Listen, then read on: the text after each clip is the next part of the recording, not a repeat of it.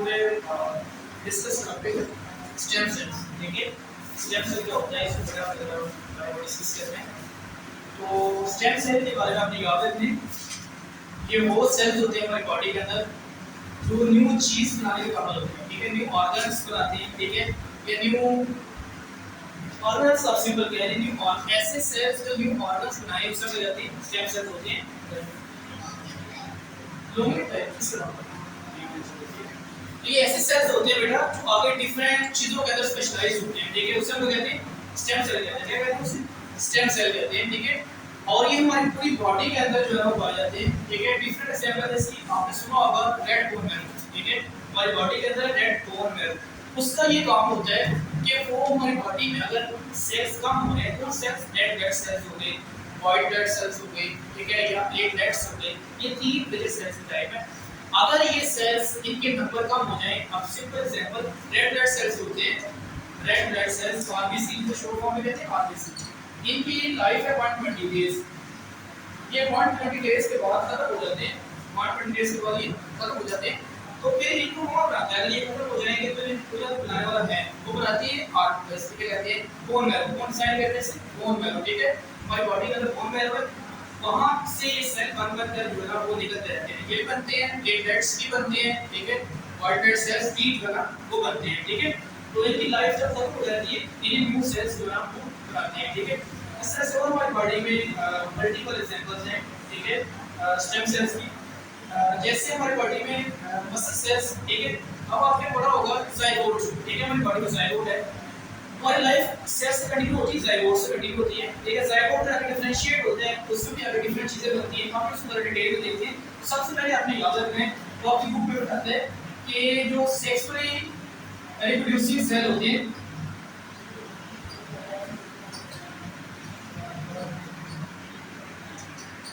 Sexually reproducing sales पता है किससे कौन से होते हैं? सेक्सुअली रिप्रोड्यूसिंग सेल्स हमारी बॉडी किससे बनी हुई है आपको पता है?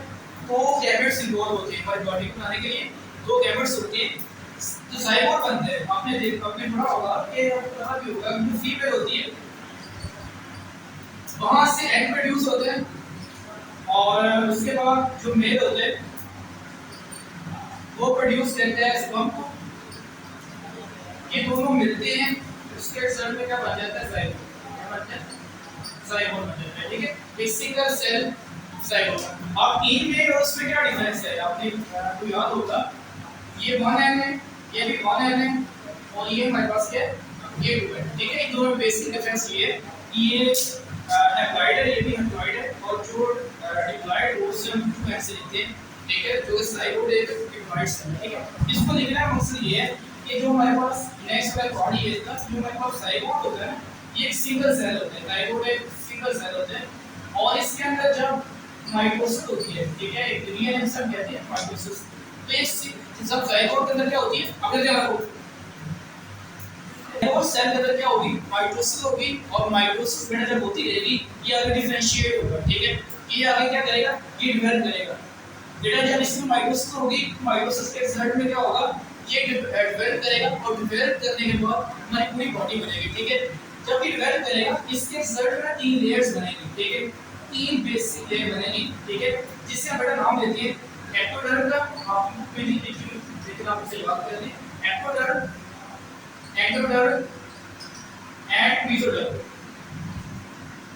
ये स्टेम सेल है, ये एक्टोडर्म, एंडोडर्म एंड मेसोडर्म जो है ना ये स्टेम सेल है। जाइगोट बेसिकली अनस्पेशलाइज्ड है, जाइगोट का लेते वैसी नहीं है। ठीक है, ये अनस्पेशलाइज्ड है, लेकिन ये वाले जो सेल्स हैं ये स्पेशलाइज्ड है। ठीक है, ये स्पेशलाइज्ड है। इन सेल्स ने जो है ना पूरी बॉडी हमारी डिजाइन करनी है। कोई इस सेल की कैपेसिटी है हमारे ब्रेन को बनाएगा, इसकी ये होगी शहरी लिवर सेल को बनाएगा, इसकी ये होगी शहरी मसल सेल को बनाएगा, फैट को बनाएगा, ब्लड सेल्स को बनाएगा। तो ये जो है ना ये हमारे लिए स्पेशलाइज्ड सेल्स हैं, इन्हें कहते हैं स्टेम सेल्स। क्या कहते हैं? Stem cells. और हमारी कॉपी बुक के अंदर स्पेशल वर्ड यूज हुआ है इस टॉपिक को, इस सेल्स को लेकर सेल लाइंस। क्या कहते हैं? Cell lines. अगर हमें कोई ऐसा सेल मिल गया है जो स्पेशलाइज्ड है, जो स्पेशलाइज्ड है, हम उसको दूसरे वर्ड्स के अंदर ये भी कह सकते हैं कि ये सेल लाइंस है। मतलब ये वाला अपने सेल लाइंस में चला हुआ है, ये अपने सेल्स क्रिएट कर रहे हैं, और ये क्या कर रहे हैं? ये अपने सेल्स बना रहे हैं। ठीक है, इसलिए हम इनको क्या नाम देते हैं? सेल लाइंस का नाम देते हैं। ठीक है, तो क्या बनेगी सेल लाइंस में क्या होगा हाँ एक सेल की डिफरेंट डिफरेंट एबिलिटी होगी आपकी बुक में उसने एक छोटा सा फ्लो चार्ट बनाया है जिसमें वो लिखते हैं कि ये हमारे पास जाइगोट है डायरेक्टली वो लिखते हैं ठीक है ये जाइगोट है आप इसी जाइगोट से आगे लिख रहे हैं यहां से हमें जो है स्किन सेल मिल रहे हैं ठीक है यहां से हमें जो है वो फैट सेल मिल रहे हैं यहां से हमें जो है एपिथेलियल सेल मिल रहे हैं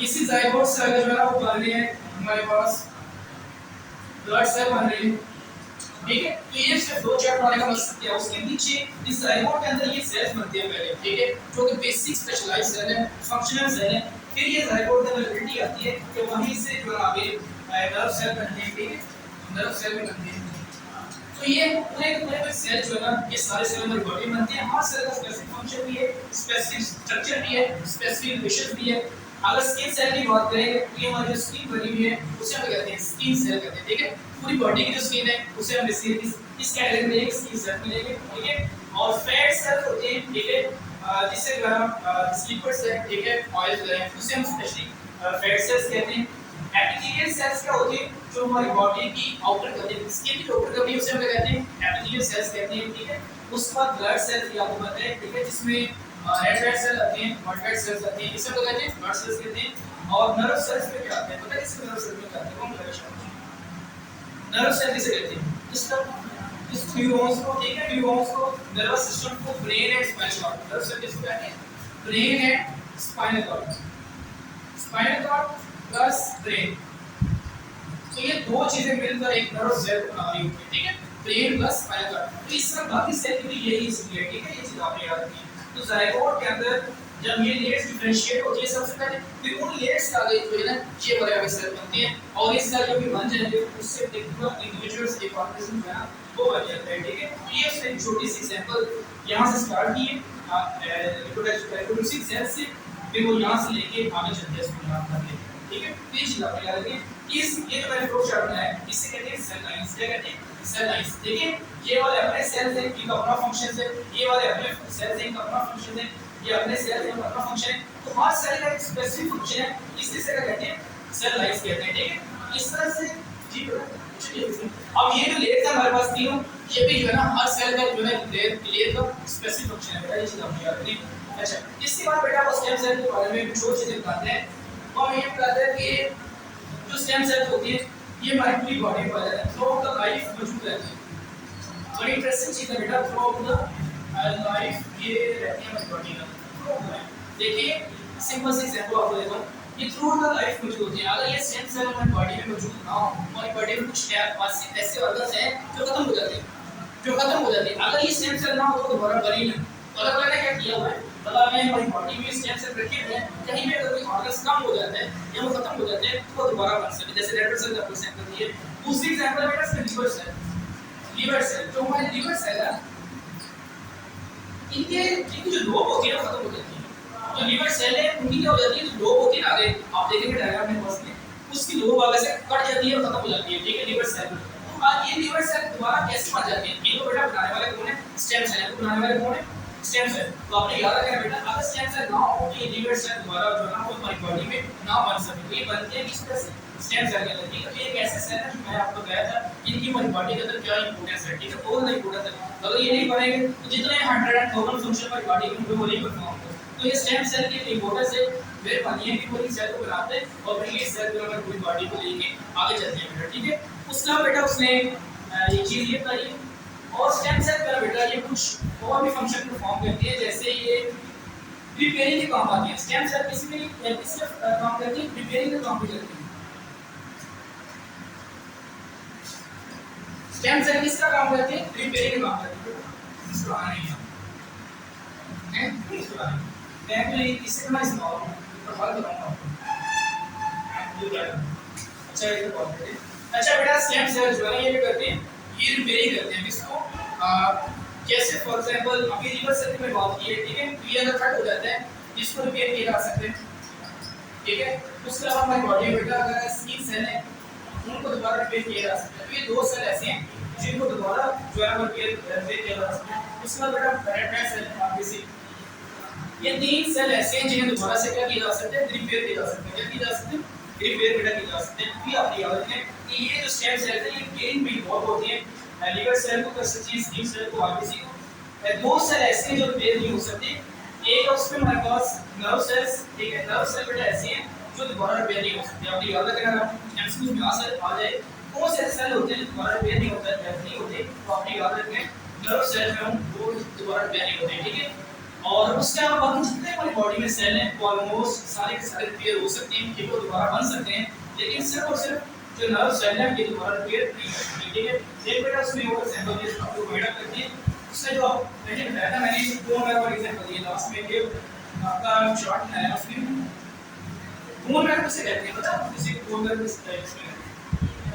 अच्छा, बोन मैरो जो होती है ये सिर्फ अडल्ट कलर मौजूद होती है, बच्चों में तो नहीं होती, ये सिर्फ अडल्ट किसी में वर्ड में गए, ठीक है। हम पाई ले जाते हैं उसके अंदर जो गोश्त होता है वो रेड कलर का, रेड कलर भी हो सकती है, येलो कलर की भी हो सकती है, ठीक है। जो गोश्त होता है वो बेसिकली बोन मैरो है, ठीक है, इस हड्डी के अंदर।